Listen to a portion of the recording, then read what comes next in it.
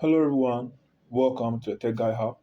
And today I'll be talking about how to, get the details of a car or vehicle using the number plate, using the license number plate. So if you want to get the details of a vehicle using the number plate, then this video is for you.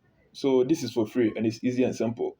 So dial the code star 920 star 57 hash. So dial this code. You can try it on any service provider, whether MTN, Telecel, or AT Ghana.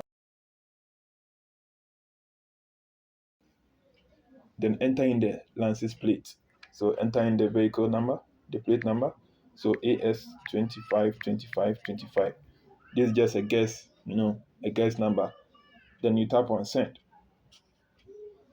Yeah. So it will provide you with the type of the car, the color, and even the insurance of the vehicle. Yeah. So that's how simple and easy it is. To get the details of a vehicle just using the license number plate of the vehicle.